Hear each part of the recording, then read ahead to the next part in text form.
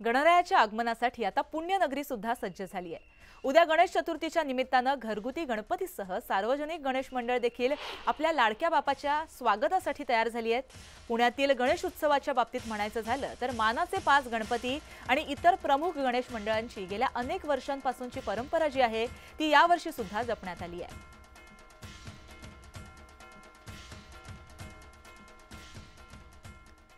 अष्टविनायक महागणपती अशी ओळख असलेली रांजणगाव नगरी भाद्रपद द्वारयात्रा उत्सवाच्या निमित्ताने सजली असून लाडक्या बाप्पाचं मंदिर आणि परिसर हा आकर्षक अशा विविध फुलांनी आणि LED विद्युत रोषणाईने झगमगून निघालाय। ड्रोन कॅमेरात चित्रित केलेली ही सारी मनमोहक दृश्य विलोभनीय अशी दिसतात। द्वारयात्रा उत्सवासाठी राज्याच्या कानाकोपऱ्यातून मोठ्या संख्येने भाविक हे या ठिकाणी उपस्थिती लावत असतात।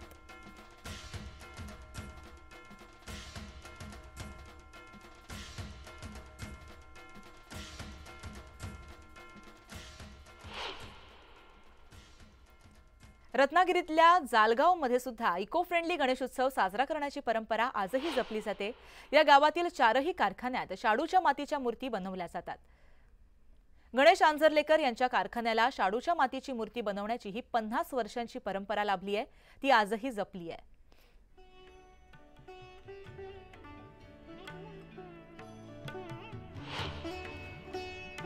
17 वर्षाच्या असतानाच हा मूर्तिकार काढायचा हे केला।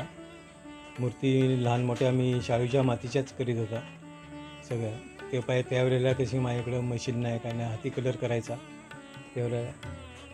त्याच्यात माझी पोरं पण शिकली त्याच्यात। त्याप्रमाणे मी लोकांना नसतील पैसे तर इथं ठेवून जाऊ नका, मूर्ती अशीच घेऊन जा असं सांगायचं। पण लोक तसे करायचे नाही, थोडे पैसे आणून तरी द्यायचे आणि घेऊन जायचे।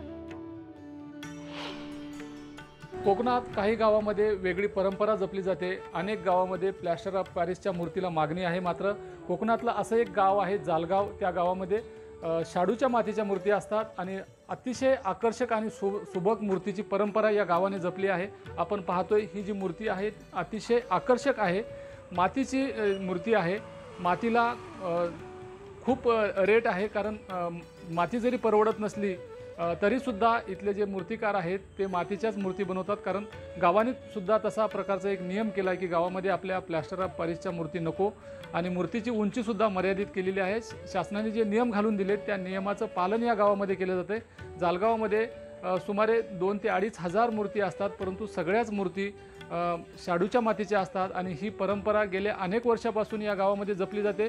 आपण आंजर्लेकर यांच्या कारखान्यामध्ये आलोय। आंजर्लेकरांचा तर कारखान्याला सुमारे 45 ते 50 वर्षे झालेली आहेत, परंतु पूर्वीपासूनच या कारखान्यामध्ये शाडूच्या मातीच्या सुबक मूर्ती बनवल्या जातात आणि भक्तांची जी ऑर्डर आहे ती सुद्धा पूर्ण केली जाते। अनेक भक्तगण या ठिकाणी येतात, आपली मूर्ती आपल्या बापांची मूर्ती आपल्या घरी घेऊन जातात। मात्र आता आपण पाहतोय की या ठिकाणी ज्या मूर्ती आहेत ह्या सगळ्या मूर्ती आता भक्तांच्या घरी जाण्यासाठी सज्ज झालेल्या आहेत। त्यांची ऑर्डरसुद्धा पूर्ण झालेली आहे। शेवटचा हातसुद्धा आता या मूर्तीवरून फिरवून झाला आहे। मूर्तिकार आता भक्तांना मूर्ती देण्यासाठी सज्ज झालेले आहेत। उद्या आणि परवा 2 दिवसामध्ये या सगळ्या मूर्ती भक्तांच्या घरी विराजमान होतील आणि कोकणात जो गणेशोत्सव आहे त्याचा कुठेतरी आपल्याला उत्साहसुद्धा पाहायला मिळेल। कोकणातलं वातावरण अगदी आनंदी बनलेलं आहे।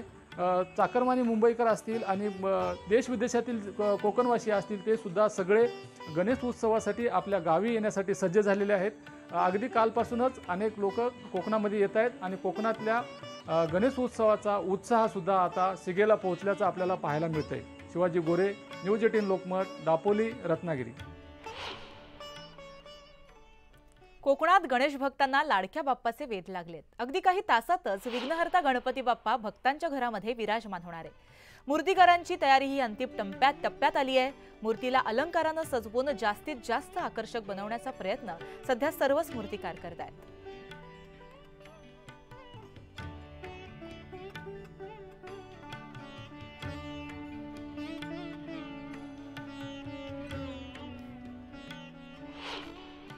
हे आता अंतिम टप्प्याचं काम सुरू आहे आणि मूर्तीची एक म्हणजे अंतिम टप्प्यात आल्यानंतर एक आकर्षक दिसावी म्हणून हा प्रयत्न चाललेला आहे।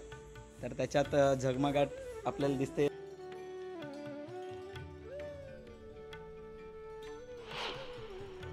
त्यामुळे गणपती बाप्पा मोरया म्हणूया आणि बुलेटिनमध्ये एक छोटीशी विश्रांती घेऊया. तुम्ही कुठेही जाऊ नका, पाहत राहा न्यूज 18 लोकमत.